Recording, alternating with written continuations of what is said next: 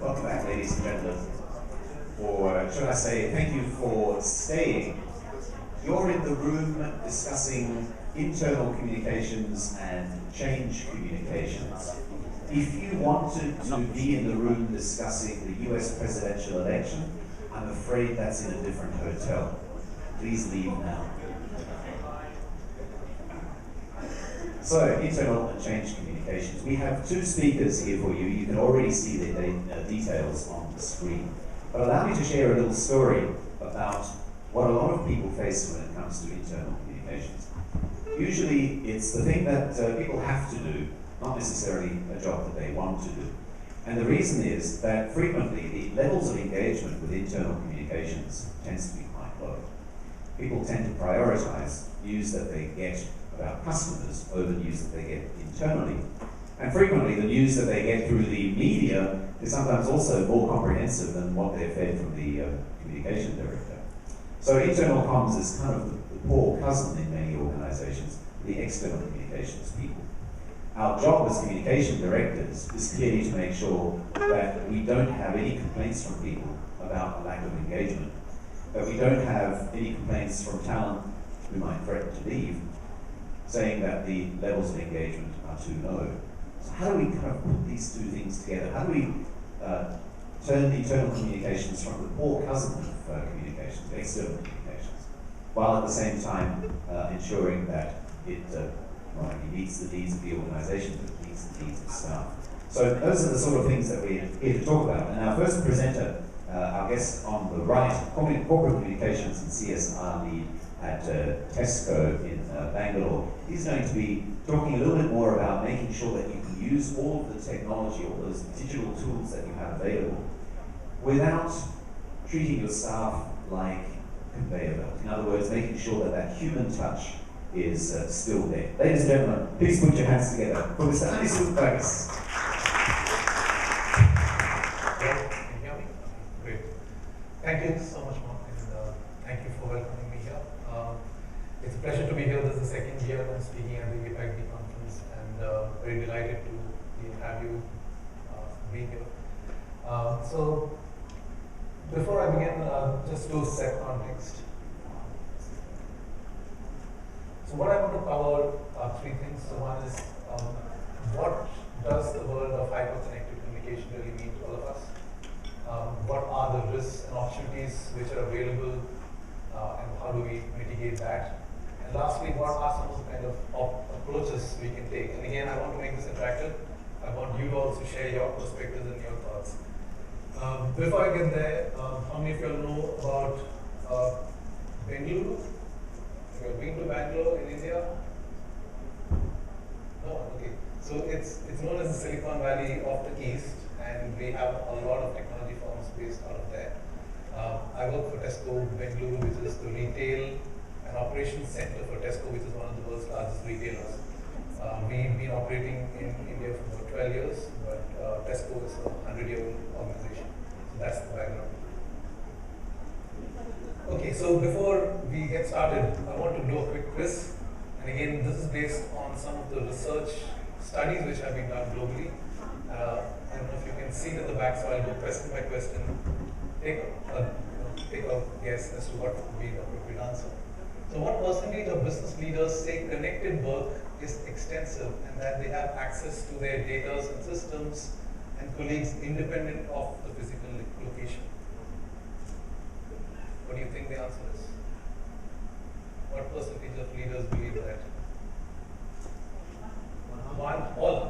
1%,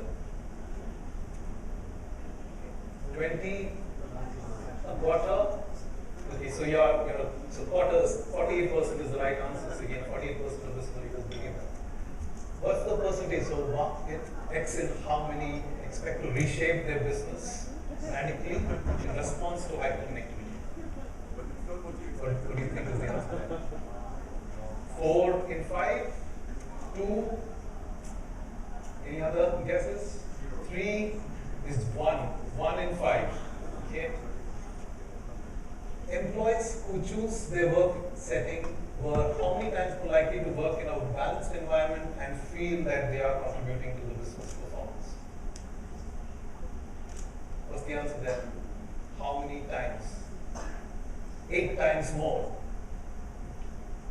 Any other guesses? 5 is 1.5 times, so about 1.5 times. Okay, so increased pace and greater integration are among the key changes suggested by how many communicators out of 10? 8 or 9? 8 or 9? Any other guesses? 5? 10? It's 1. Just 1 in 10 communicators believe that the increased pace is really having one of the key changes. What percentage of CEOs think employees are more productive due to technology? 90, 20, that's really extreme. 50, okay, so who said 90 was closest? 84% of CEOs believe that they are more productive. Again, how many in 10 would want the option to work remotely? Now we're hearing of connected work, people working remotely. What do you think is the percentage of people who believe that they would like to work remotely? 6 out of 7, out of 10, 3, 2, it's 1 again. So again, there's a myth that people really want to work remotely, and again, this is based on studies which are there. So Deloitte has done the study. What percentage of communicators cite information overload most frequently as a source of concern? And again, obviously, this is a big one. 100? 100? All of them? It's just about 60%. And the last one, what percentage agree that if the company is open to and think they'll be loyal to it? It's again in the 64 range. So again, so question to all of you all. So what do you think these trends are indicating? What's emerging from these research stats? Not everyone wants hyperconnectivity. That's true, absolutely. Nobody will like that. What else? What else is emerging from this?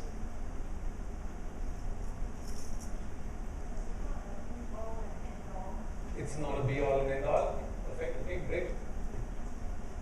Any other perspectives? What do you think is emerging from all these trends?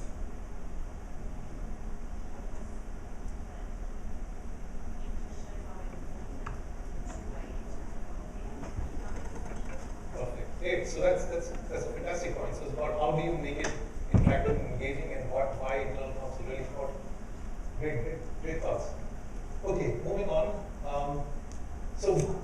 So in terms of what all these trends mean is that hyperconnectivity has always been around. It's just that we've now seen it in a new light.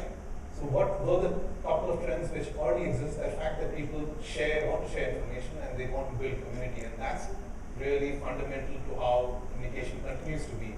And that's something which we probably need to appreciate and understand a bit more, which means there are challenges and there are opportunities which come along with it. So we live in a VUCA world. How many of you know this term, VUCA world? So again, it's about how complex the world is, how uncertain it is, and how we manage in different situations. And making sense of that is again a responsibility of the communicator. How do we make our colleagues understand what's happening in the real world and try to help them cope with these changes? Which also leads us to understand that the world of work is changing, which means technology is disrupting how organizations operate. There's virtual environments. There are ways in which the new generations come into the workforce. There are different types of work which exist. So again, the pace at which the world is changing, and that's something which we need to understand. Which also means that there are organizations now who look at organizational democracy as a way of managing the workforce. That means how open is your workplace to being appreciative of what employees really want, what they need, how humble is the organization, how open is organizations to disrupt the different hierarchies within. So there is a study and a global ranking which is done of organizations which are doing the right things in terms of organizational democracy, and that's very interesting. That's an interesting trend which has been occurring. We all know about social media, the fact that there are different channels, there are different ways in which channels which you can communicate with. And what's interesting is that the pace of social and internal is kind of blurring, and you don't have any more boundaries anymore, and that's again relevant for all of us in terms of how we think and operate. What is also happening is that leaders are being less trusted, and there's a study in the UK which is done which indicates that leaders are less trusted than earlier, which is a bit concern for all of us because we work closely with leaders and we need to also help them see perspectives that employees we need to see of them. So this interesting study by Brunswick indicates that, of course, apart from the fact that there is a lot of change which communicators need to grapple with, but the biggest change is around social, digital, and mobile, which they have called out. And of course, the next one is about how you manage information overload. So those are the top two key trends which communicators have called out as what they believe is going to help them understand the future of work. So what it also leads to is that at the workplace you have the millennials and the non-millennials, and as you know that millennials have different perspectives. They would prefer different forms of communication, and they have realized that it doesn't work if you kind of give them communication in the current form. But what this particular study says is that it doesn't matter if there are millennials and non-millennials at the workplace. Both of them prefer the same kind of communication. Just that they slightly prefer more face-to-face and they slightly prefer more email communication. That's what's coming out quite strongly from this particular study. And again, it's relevant to us because we tend to treat millennials differently. We think that they are a different breed altogether, and we need to approach communication with them differently. In a very recent study in the Asia workplace, what's come out strongly is that autonomy and choice in the workplace also leads to a lot of engagement. Now, this is interesting because we don't realize that while you can help communicate in a certain way, the workplace and the design of the workplace also has a big part to play. So again, what the study clearly calls out is, and this is one of the stats which I showed, is there's a 1.5 times increase in terms of the engagement which colleagues have when the workplace is designed very differently. Again, another interesting study by Sodexo, and what they have also found out is that it leads to positive engagement. So if how you design your workplace to suit the needs of your staff can also lead to engagement. Now you might wonder how is this connected to even communication in any way? But design is also a form of communication, and how you think through what communication formats you can build, collaborative ways in which you can work, leads to positive engagement. So that's something which we need to probably keep in mind. So I'll pause here. You've seen a few of these trends which I shared. The question to you is, what do you perceive as the biggest risk or the biggest opportunities for communicators?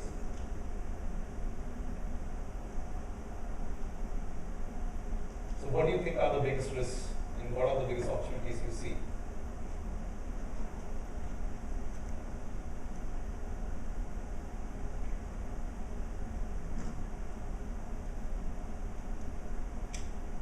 Biggest risk, people don't listen. That's interesting. That's very interesting insight. Do you believe that? People don't listen? Employees don't listen? Do you face that at the workplace? I think you're competing not just the the attention of your employees, but you're being across the whole spectrum of information, so it's coalition. So what he's saying is that you need to look at the different levels of workforce. I think you've got to be respectful of the fact that there's so much information and we're competing with so much information. Information overload is what he's saying is the key. Okay, fantastic. Rajesh. Organizations are tending to get more transparent. Okay. Communication is increasing. Right. And with that happening, obviously, employees expect bare truths. Okay. And so, you can't camouflage things any longer. That is only known amongst the leadership circle. And the more you start communicating, the more you're going to get awkward questions. Right. And with the proliferation of social media, it will no longer stay within the organization. It will get out. It will be in the public. So, as an organization, we'll have to be more mindful of how do we deal with, a challenge like this. So that's the risk I see. On the other side, the millennial generation expects more frequent feedback.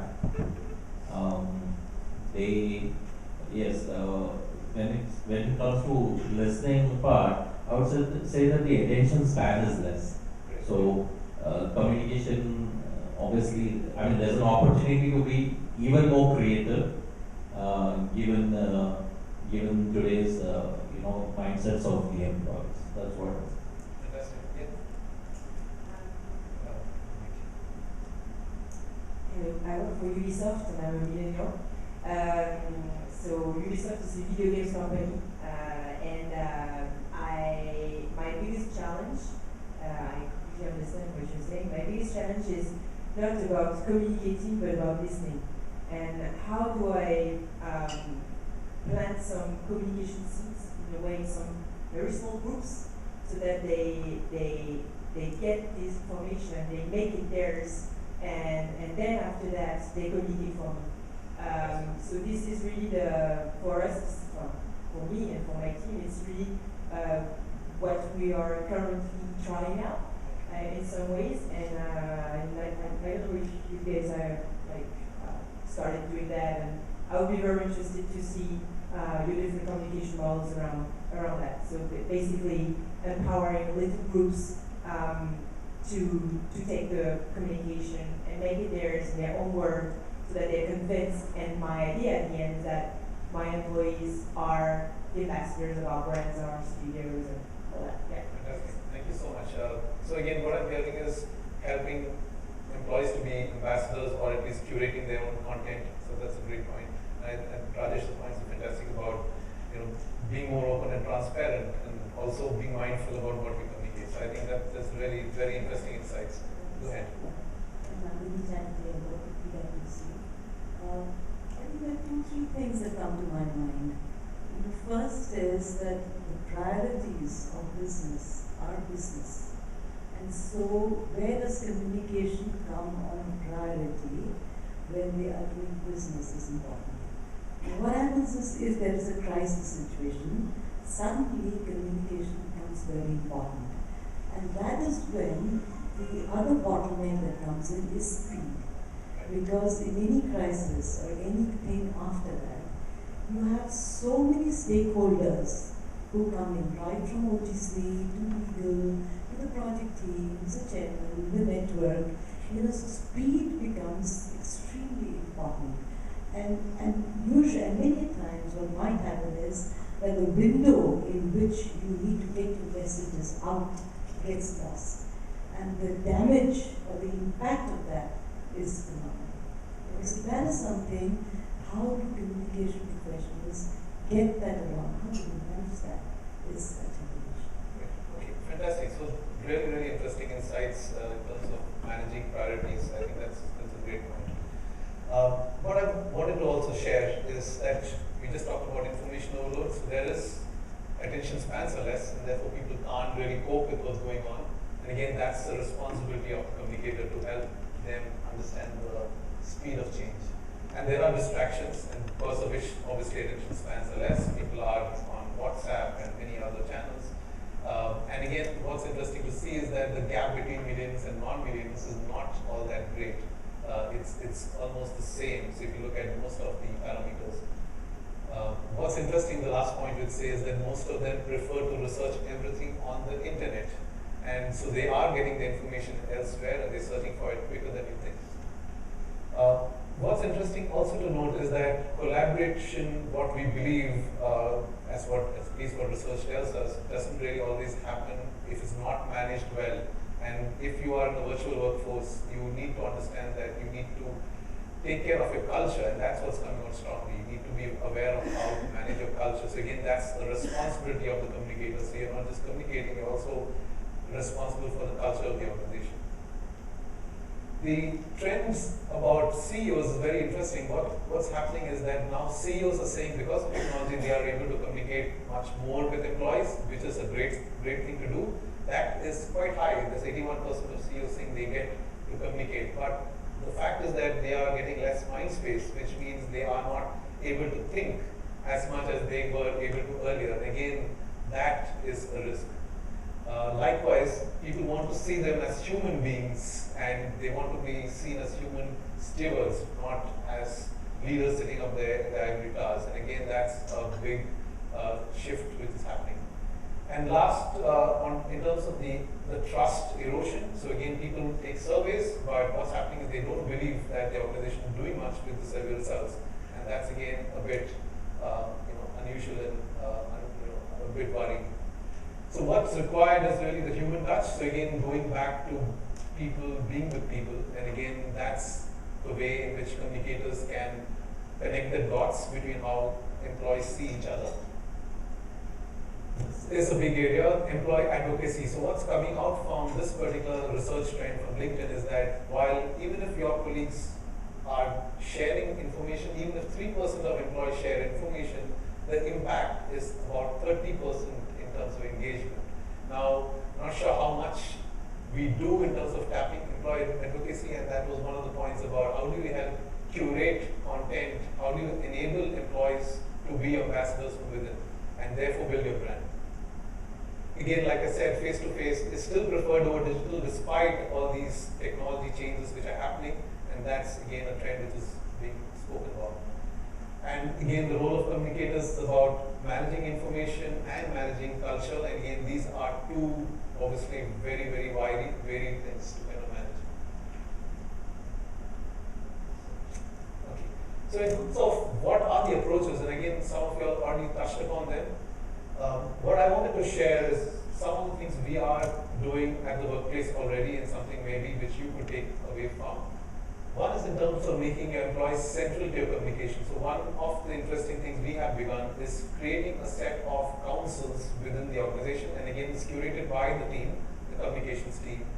These are councils for editorial, there's a council for social media, there's a council for video and animation and audiovisual, and these are employees who have those talents, who are interested to contribute. And we kind of get them together to help think about business problems we want to solve together. And that is fundamentally a huge change we have seen, and after which we have seen a lot of engagement because colleagues start seeing their own content being used internally, even for official communication, and that's a big win for them. And that makes them feel very engaged. Likewise, increasing employee voice. Now, of course, there are ways in which you can help employees give content which can be used for your organization's purpose, internally and externally. One of the things we do very often is the face-to-face engagement, and that's sacrosanct in our organization. Despite all the technology channels we have, we ensure that the leaders stand in front of the employees and share honest, direct feedback about what's going on in the business. Likewise, when people join newly in the organization as part of our onboarding program, we get them to share some of their perspectives of how they feel about the organization, and that goes immediately out on social media through our official channels.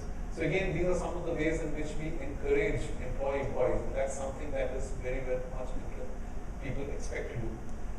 About authentic conversations, we use every single opportunity for tapping our leaders who visit. So we have leaders from the UK and other 11 markets we operate in coming over to India, and we ensure that these leaders are always sharing what they think, what are the perspectives, how is the business doing, and that's again regular, consistent communication which employees get to see.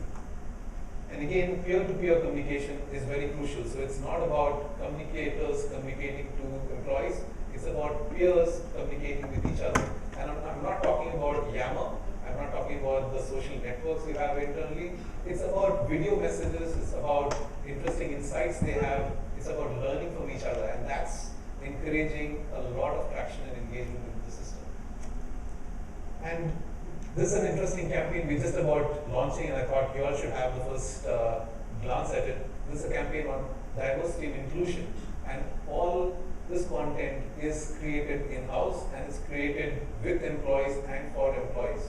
Now, this is about how employees feel included in the workplace, and we are trying to get employees to be the front and center of that communication. And so this campaign is about to begin. What you can see on those posters are our own employees featured, and that is a powerful driver for them to feel engaged and feel empowered. So to kind of sum up or to give you a perspective in terms of how to take these learnings back to the workplace, what I want to share is 3 specific key points and takeaways. One is you need to partner with your employees. It's not anymore about us versus them. You need to help encourage more content and curiosity and engagement with employees. And lastly, amplify the great things they're doing. So these are 3 key big takeaways which I would encourage you to kind of think about. So what that would mean is, of course, trying to understand how you can tap the collective wisdom of your employees, and then helping them facilitate communication within your organization. So if I were to say that in tweets, and that's how we would like to say it in tweets. So there are 5 or 6 tweets which I summed up there, which means re-establish your connections, help employees be themselves and be their best in the workplace, give them the tools and resources, partner with them, and so that they can build their own community and take your organization to the next level. So with that, I would like to thank you again for listening in. If you have any questions, I'm happy to answer. I am Michelle from Petronas, and I very much involved in internal communications through the ICT company for Petronas. And I often find it a challenge to look at internal communications and employee engagement and kind of like establish at what point is it an HR function and at one point is it an internal comms function. Could you share some insights? That's a great point. So I do understand some organizations have the structures where internal comms sits within HR and sometimes it's independent, sometimes it's part of the CEO's office. Based on research and what I've read, this is an evolution, and organizations do begin this way because it's closer for, you begin with policy communication and therefore it's HR related, and therefore it makes sense for internal comms to link into HR. But as the organization evolves, I think the maturity model indicates that you need to be part of the CEO's office because you then have a perspective across the business and not a very siloed, people-oriented perspective. So that would be the journey I would encourage you to take. I mean, that's and how you need to nudge your organization to move along. And so that would be the right place to be, where either the team's independent body which fits into the CEO's office, or is embedded into different businesses. So that's other 2 ways in which you can go. Yeah. So I can share with you how we are working in PwC on this. I have one person sitting on the HC leadership team who is a communication person. The reason for that is that while the HC people or the HR people understand what are the policies or what is it that they want people to appreciate and do, but usually, at least in my experience, they don't know what is the best way to put it across. And that is where they need the communication people to come in to say, okay, this is the objective, what should be the messages and what should be the channels and what should be the frequency by which you will be communicating that. And so for example, even the talent branding, campus branding. So I have a team which is just focused on that, sit on the HR leadership team, work with them. So you collaborate with them, but you have your own place. And they respect you for the value that you bring in terms of communication to what they bring. So anything that they need to send out to employees or anybody in the firm is done after there is a sign-off from us. Okay, so I think you had a question. Yeah, so, Yeah, sure. so I'm Johan from Cargill. Our own company is 150 years old, and we are looking at the next 150 years. We still want to be around 150 years time. And going back to culture and bringing up that generation divide, millennials and the older workforce. The way we view the world is very different. And I'm talking about millennials. I mean, they're very active on social media, they understand social media. They are very passionate about issues on sustainability, animal welfare, and various issues.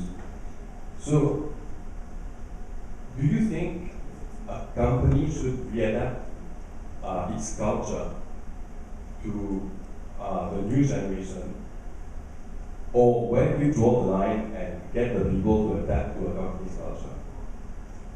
Okay, so yeah, that's a fantastic point. I am a Gen X. I know you are millennial, but I don't think companies should change their cultures. I think it's about how do you help employees to understand how they fit in, because not every element of the culture will be okay with everybody. They would, of course, understand the values and the purpose. Just helping them align to where the organization is heading is understood differently by different generations.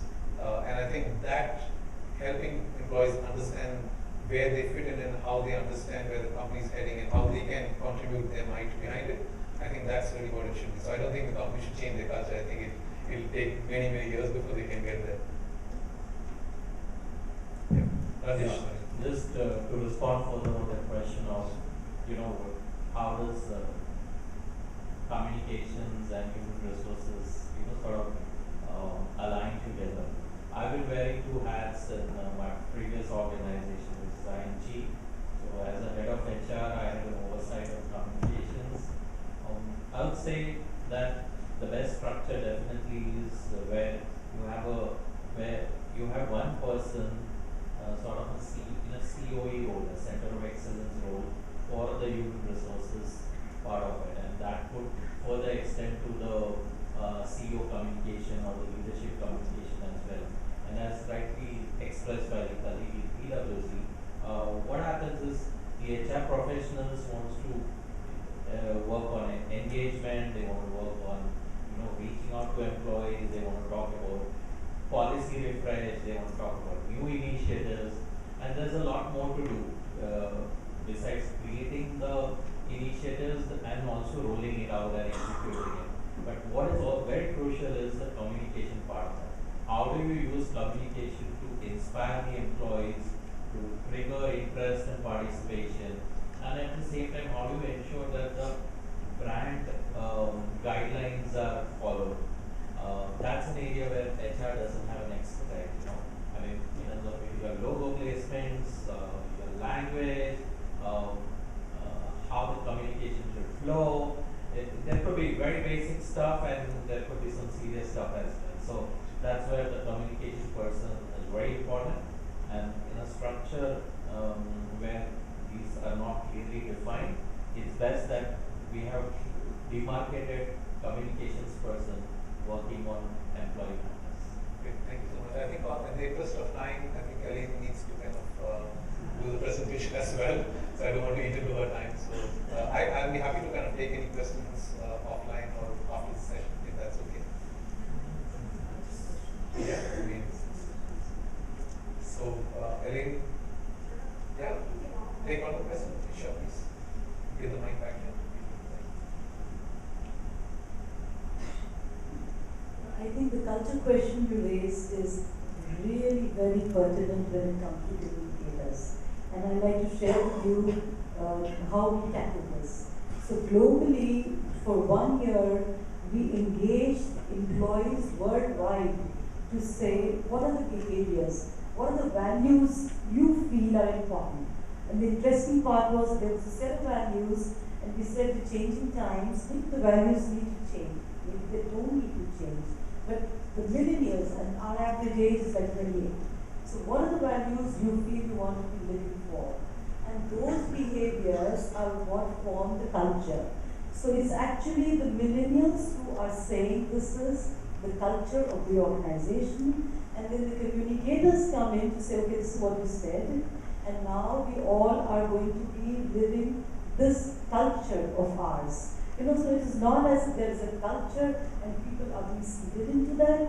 You create the culture, you live the culture, and communicators may help communicate to everybody that this is what you said is the way we are going to be behaving, our values and principles in which we are going to be living. Okay, thank you very much. It's great that we're having fairly intimate round where everybody contributes. Let's keep going in that spirit. For now, please join me in thanking Anderson Burgess for giving this presentation. And again, in the free and easy style that we've been doing this session, we can continue with a roundtable discussion. As Elaine gets set with her laptop. I'm just going to pop it here. Cool. So, a few words of introduction. You possibly know Elaine from her previous roles in Microsoft, Hewlett Packard. I noticed that you're still true to the HP brand. Very good, Elaine.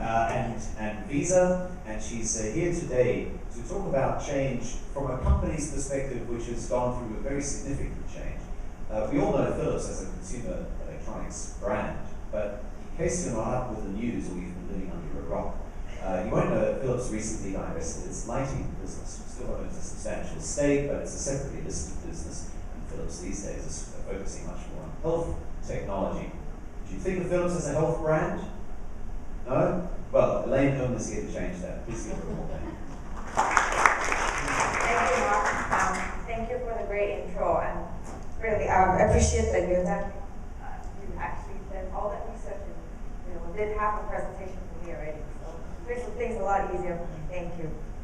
I'm glad to be here today. Thank you for joining me, giving me the opportunity to talk about what we've been doing with Philips in the region. So as Mark mentioned, let's see how do I work this slide. Okay, so many people would have, when you talk about Philips, it's pretty normal that when I tell people I work at Philips, in communications, the first question I get is, oh, which part of the business? And then the first reaction is typically light bulbs or TVs. That's usually, and then it stops there. My most interesting encounter was actually with a taxi driver that drove me to work one day and said, oh, when do you guys have the next sale? So we have it pretty often, a carnival sale that people in Singapore are quite familiar with.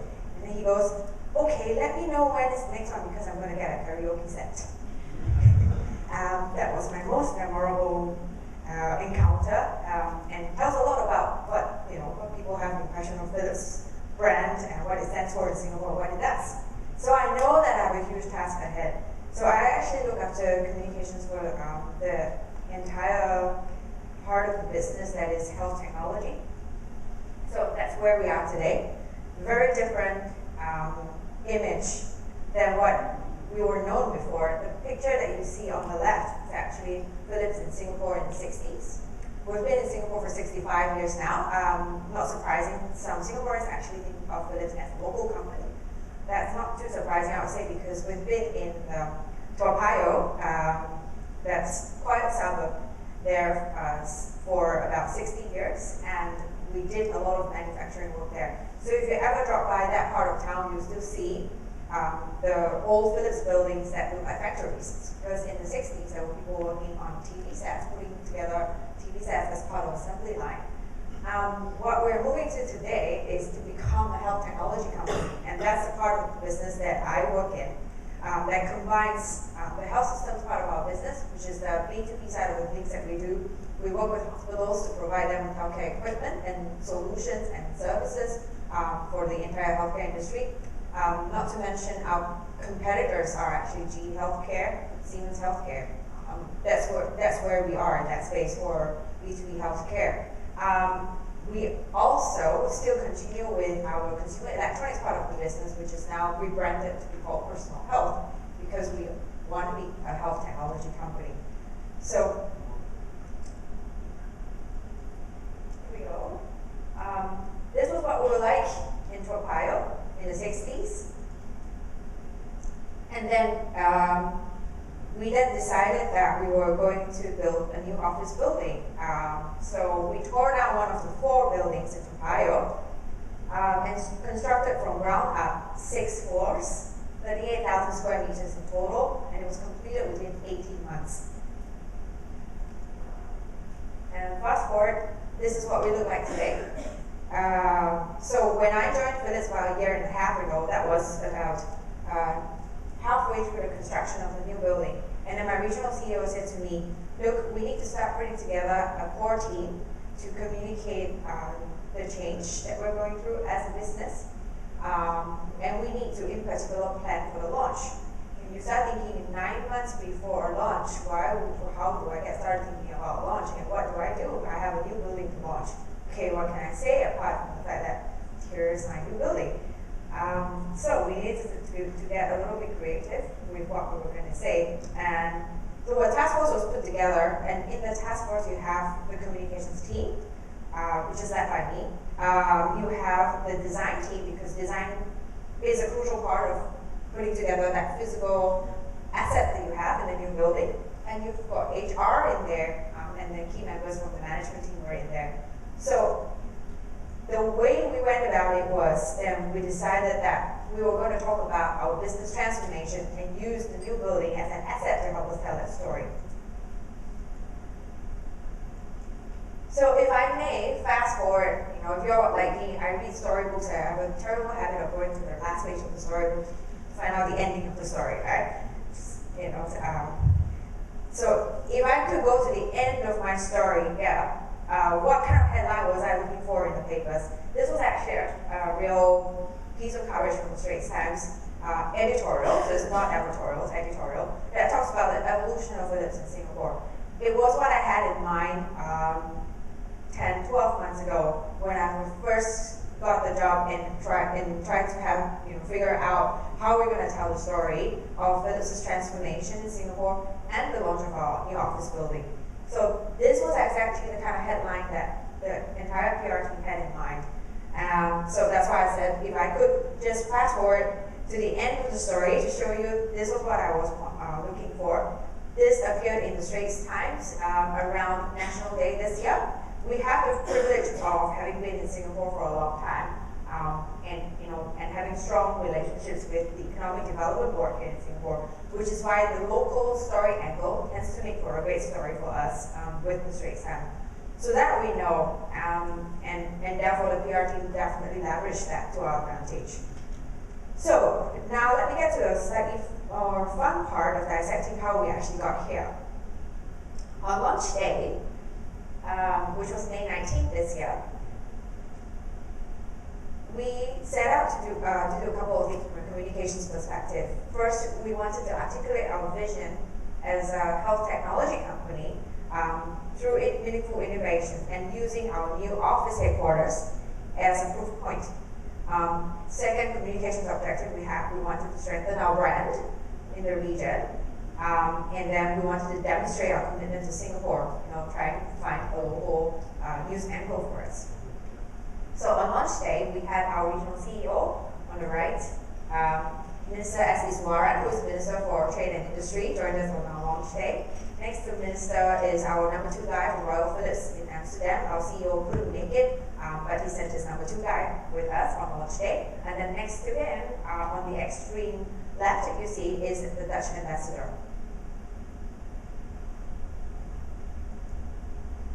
So this is what our office looks like inside. I'd just like to play the first video, please, where we can show a quick introduction from where we went to where we are today, and the video that we showed on launch day.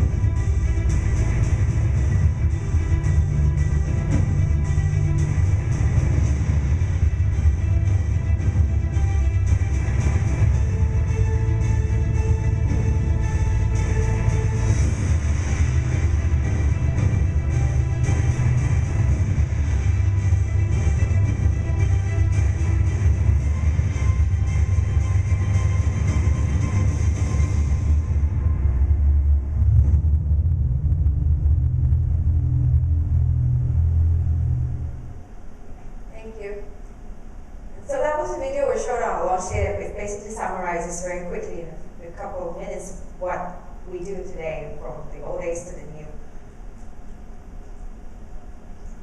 So on launch day, the PR team decided that we were going to do a press conference before the actual official launch. Our actual official launch was, I still remember the time, 11:30 a.m. that day.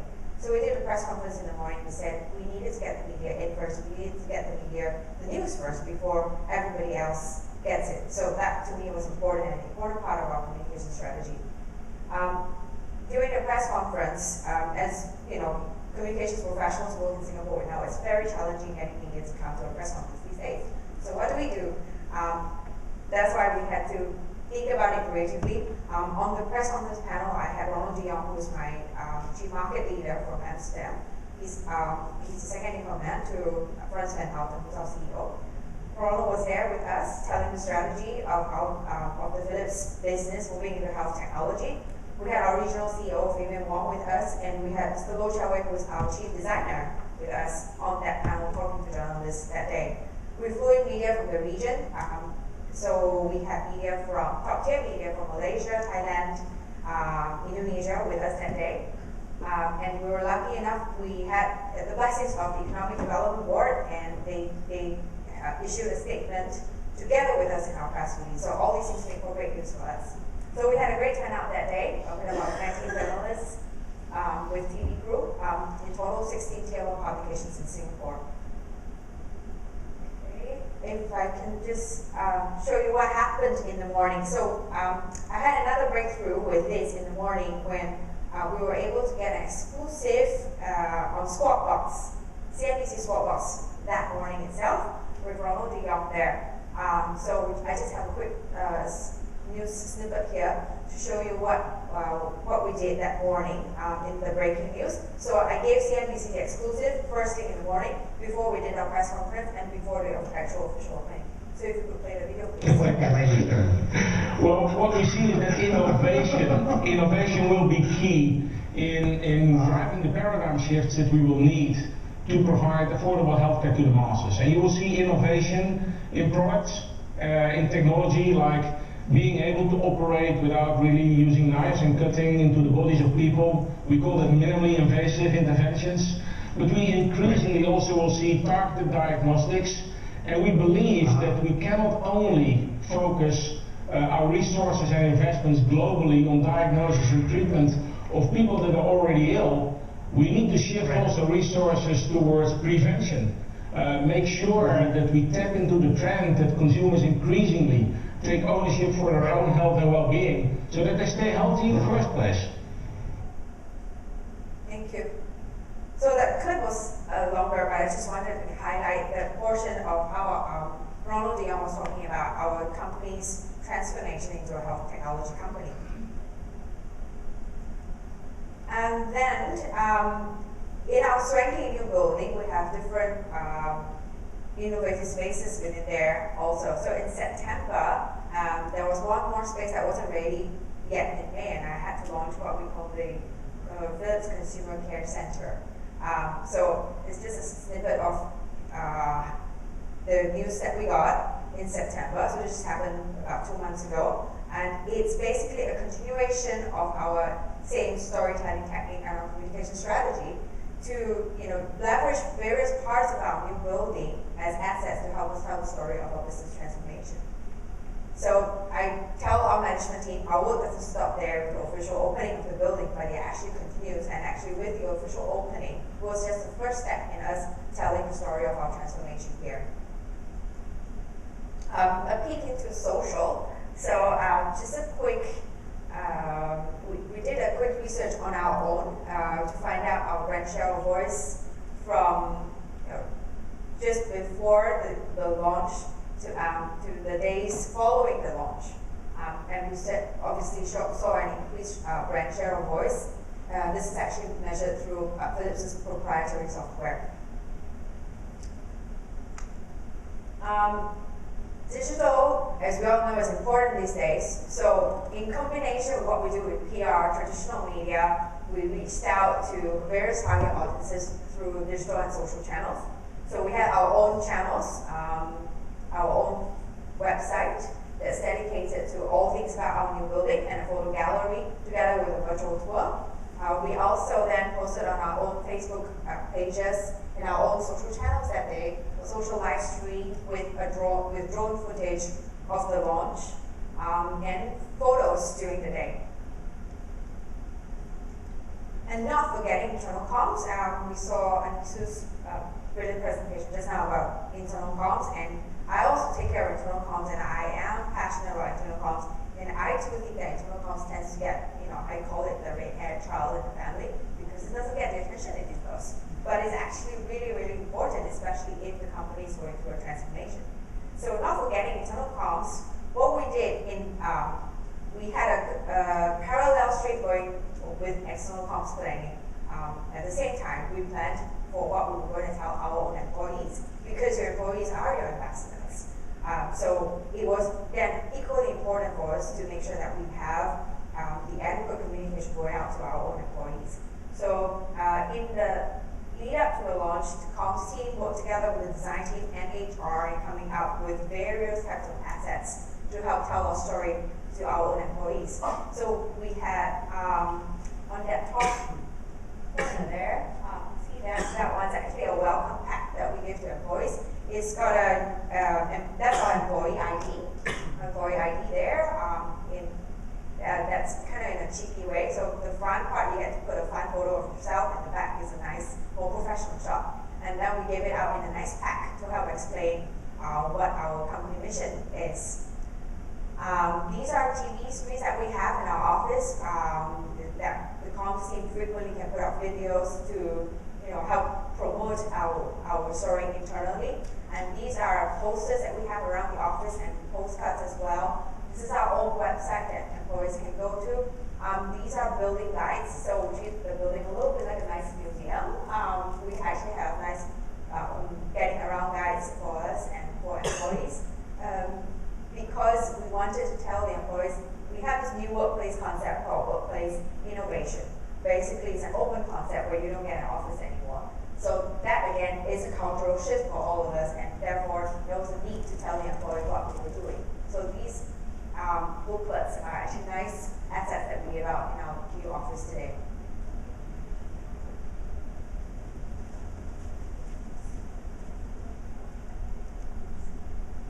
A little bit about working with HR to drive cultural change. Right? I think we have discussions just now about the important role of HR also, especially in working with communicators in the company. How do we help drive cultural change? So it was important that we, together with HR, talk about what were the new values that we wanted to drive amongst our employees. And so these are all the different kinds of assets we worked together with our design team on.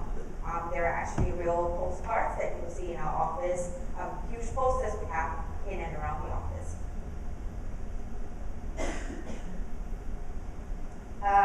Glimpse into inside the office of what it looks like. I talked about workplace innovation, open concept, and how nobody has an office space now. So this is what it really looks like today. So very different, and we're promoting new work attitudes, as we call them.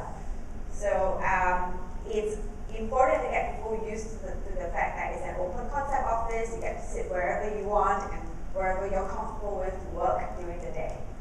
Very different from the days of this being in manufacturing and traditional office cubes that you're used to. More what we are like today. It's usually a nice surprise when you step into the sleepy town of Toa and you go into the building, and this is what you see today with us. So the comms team, together with design, work very closely with the design team. We had to come up with these different ways of talking about our building itself as well. So the whole concept of interflowing spaces, open spaces, and connecting spaces, we use it to tell our transformational story. And then on launch day, in the evening, we held an employee event, a town hall that's specifically for employees. We had fun and games for all employees. And it coincides nicely with Philips' 125 years since it was first established in Eindhoven in the Netherlands. So this year, Philips celebrates 125 years globally. And so we made use of that milestone and celebrate it together with our own employees at the evening event.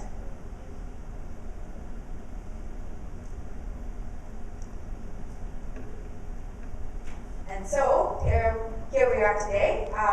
As I said, it's a new era that Philips is in today, and the change continues as the business transforms, and it's important that the communications team works very closely with various parts of the business in the entire transformation.